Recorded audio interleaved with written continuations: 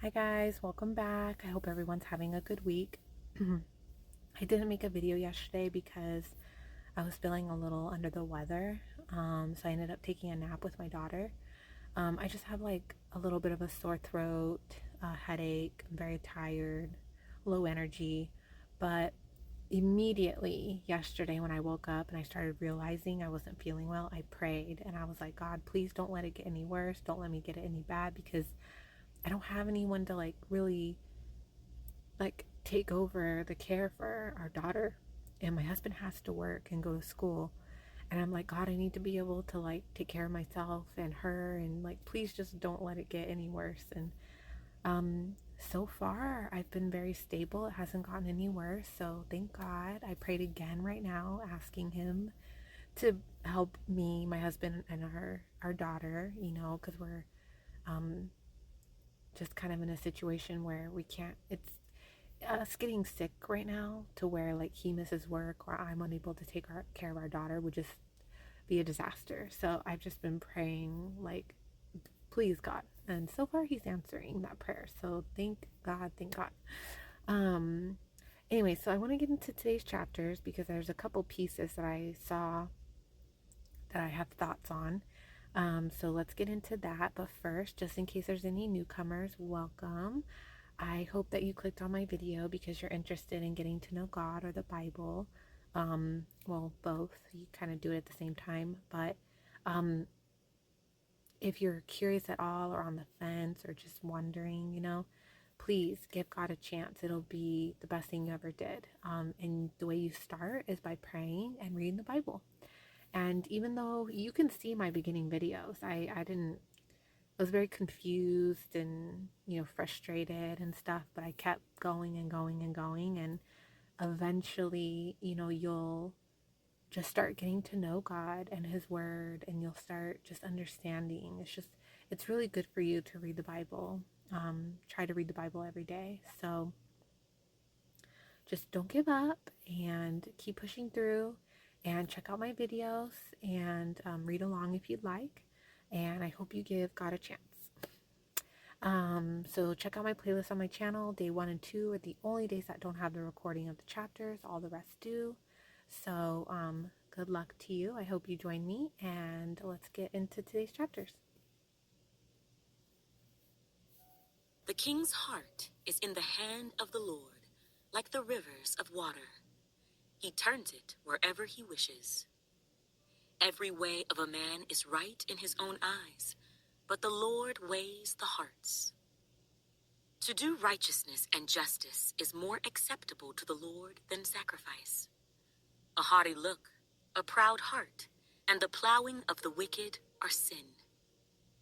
The plans of the diligent lead surely to plenty, but those of everyone who is hasty, surely to poverty. Getting treasures by a lying tongue is the fleeting fantasy of those who seek death. The violence of the wicked will destroy them, because they refuse to do justice. The way of a guilty man is perverse, but as for the pure, his work is right. Better to dwell in a corner of a housetop than in a house shared with a contentious woman. The soul of the wicked desires evil. His neighbor finds no favor in his eyes. When the scoffer is punished, the simple is made wise. But when the wise is instructed, he receives knowledge. The righteous God wisely considers the house of the wicked, overthrowing the wicked for their wickedness. Whoever shuts his ears to the cry of the poor will also cry himself and not be heard. A gift in secret pacifies anger, and a bribe behind the back, strong wrath. It is a joy for the just to do justice, but destruction will come to the workers of iniquity. A man who wanders from the way of understanding will rest in the assembly of the dead. He who loves pleasure will be a poor man. He who loves wine and oil will not be rich. The wicked shall be a ransom for the righteous, and the unfaithful for the upright. Better to dwell in the wilderness than contentious and angry woman. There is desirable treasure and oil in the dwelling of the wise, but a foolish man squanders it. He who follows righteousness and mercy finds life, righteousness, and honor. A wise man scales the city of the mighty and brings down the trusted stronghold. Whoever guards his mouth and tongue keeps his soul from troubles. A proud and haughty man, scoffer is his name. He acts with arrogant pride. The desire of the lazy man kills him, for his hands refuse to labor. He covets greedily all day long, but the righteous gives and does not spare. The sacrifice of the wicked is an abomination. How much more when he brings it with wicked intent? A false witness shall perish, but the man who hears him will speak endlessly. A wicked man hardens his face, but as for the upright, he establishes his way. There is no wisdom or understanding or counsel against the Lord. The horse is prepared for the day of battle, but deliverance is of the Lord. A good name is to be chosen rather than great riches, loving favor rather than silver and gold. The rich and the poor have this in common: the Lord is the maker of them all. A prudent man foresees evil and hides himself, but the simple pass on and are punished. By humility and the fear of the Lord are riches and honor and life. Thorns and snares are in the way of the perverse. He who guards his soul will be far from them. Train up a child in the way he should go, and when he is old, he will not depart from it. The rich rules over the poor, and the borrower is servant to the lender. He who sows iniquity will reap sorrow, and the rod of his anger will fail. He who has a generous eye will be blessed, for he gives of his bread to the poor. Cast out the scoffer, and contention will leave. Yes, strife and reproach will cease.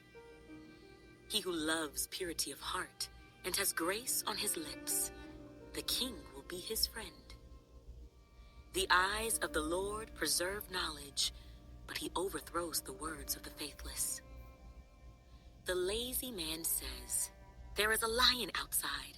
I shall be slain in the streets." The mouth of an immoral woman is a deep pit. He who is abhorred by the Lord will fall there. Foolishness is bound up in the heart of a child. The rod of correction will drive it far from him. He who oppresses the poor to increase his riches, and he who gives to the rich will surely come to poverty. Incline your ear and hear the words of the wise, and apply your heart to my knowledge, for it is a pleasant thing if you keep them within you. Let them all be fixed upon your lips, so that your trust may be in the Lord. I have instructed you today, even you. Have I not written to you excellent things of counsels and knowledge, that I may make you know the certainty of the words of truth, that you may answer words of truth to those who send to you? Do not rob the poor because he is poor, nor oppress the afflicted at the gate. For the Lord will plead their cause, and plunder the soul of those who plunder them. Make no friendship with an angry man, and with a furious man do not go, lest you learn his ways and set a snare for your soul. Do not be one of those who shakes hands in a pledge, one of those who is surety for debts. If you have nothing with which to pay, why should he take away your bed from under you? Do not remove the ancient landmark which your fathers have set. Do you see a man who excels in his work? He will stand before kings. He will not stand before unknown men. When you sit down to eat with a ruler, consider carefully what is before you, and put a knife to your throat if you are a man given to appetite. Do not desire his delicacies, for they are deceptive food. Do not overwork to be rich. Because of your own understanding, cease. Will you set your eyes on that which is not? For riches certainly make themselves wings. They fly away like an eagle toward heaven. Do not eat the bread of a miser, nor desire his delicacies. For as he thinks in his heart, so is he. Eat and drink, he says to you, but his heart is not with you. The morsel you have eaten, you will vomit up, and waste your pleasant words. Do not speak in the hearing of a fool, for he will despise the wisdom of your words. Do not remove the ancient landmark, nor enter the fields of the fatherless, for their Redeemer is mighty. He will plead their cause against you. Apply your heart to instruction, and your ears to words of knowledge. Do not withhold correction from a child, for if you beat him with a rod, he will not die. You shall beat him with a rod and deliver his soul from hell. When I read those two verses a little bit ago, I was like, oh my gosh, I wonder how many people take that and twist it into, oh yeah, you have to beat up your child or whatever. Like, that's not spanking your child, or like smacking their hand, or like things like that. It's not, it's part of how you can discipline and treat it, teach a child. There's a difference between, punishment and like correction and trying to teach them, and then actually beating them up. Like, those are two different things. And I think that's where, like, I feel like a lot of parents like go wrong. They're like, if you even touch your child at all, hit them at all, it's like, it's terrible. But I was spanked when I was young. It's normal. Like, sometimes my daughter, I'll be changing her diaper and she'll be kicking me, and I'll tell her to stop, and she doesn't. And so I'll spank her thigh.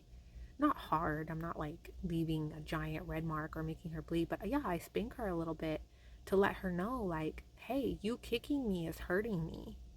Like, and sometimes it'll work, sometimes it won't. She's only a year and a half, so sometimes she thinks it's funny. But uh, um most of the time it works, and she realizes, oh, that hurt, like, and I'll tell her, hey, you hurt me, you're hurting me by kicking me.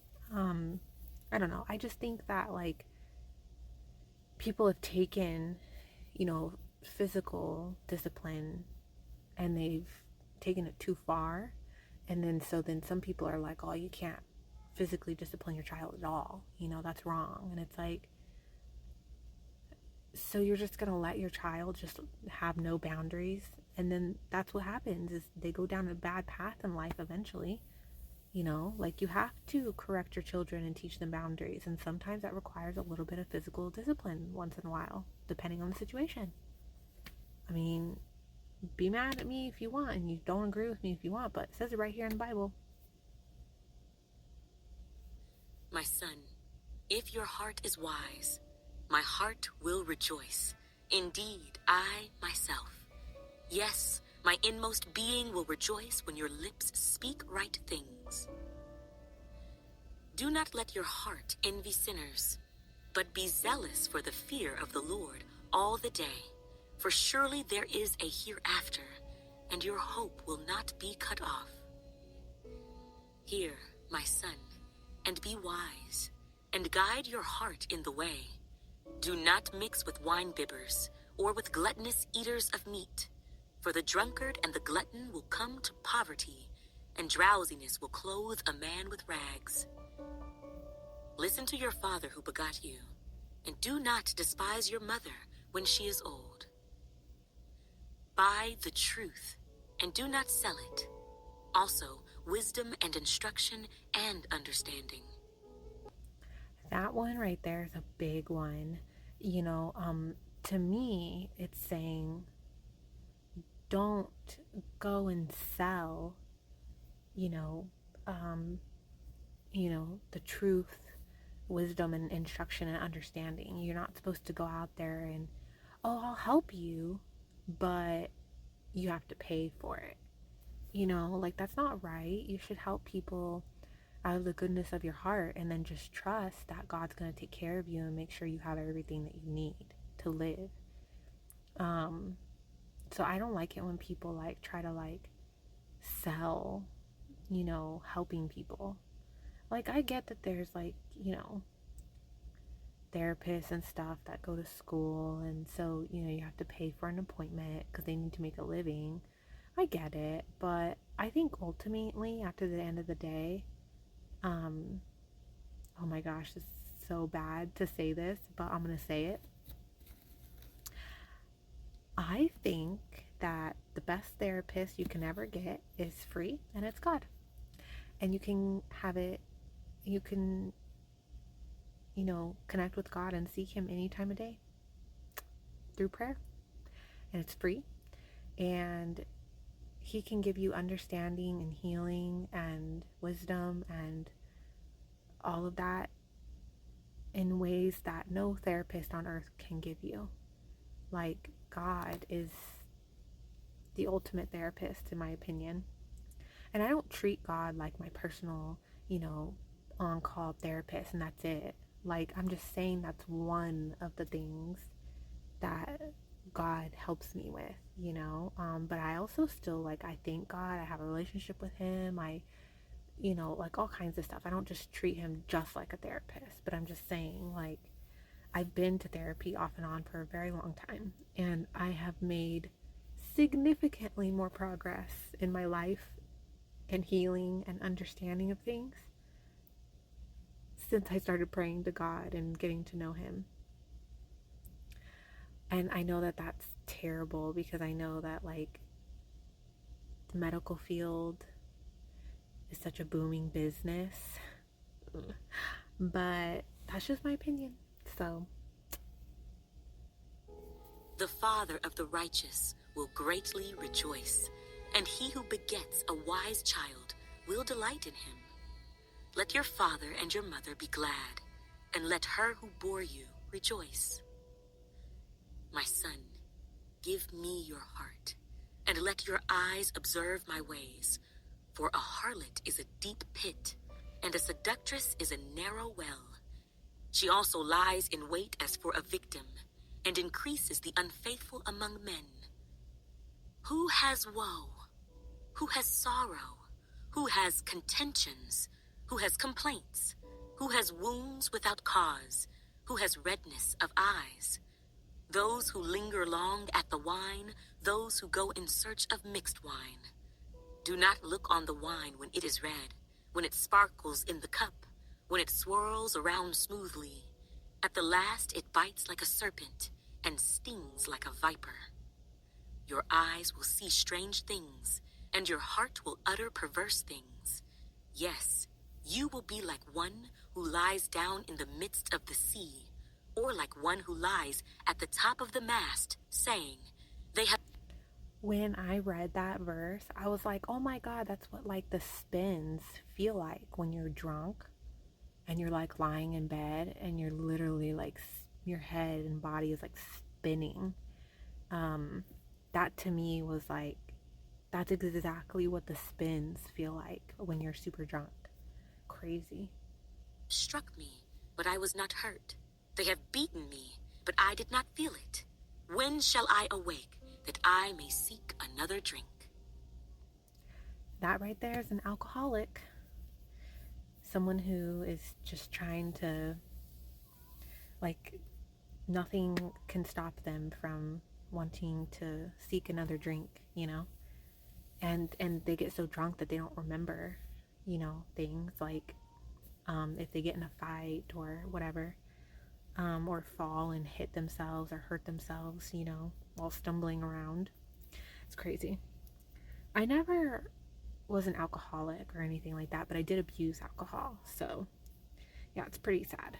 Um, but, anyways, well, I have to get going, but I will see you guys tomorrow for some other chapters. And I pray that I don't get any worse sick. So, hopefully, well, you know what, not hopefully, I know that God's gonna keep me good, because I just have to have faith that he is going to help me out and continue to keep me not so bad, because um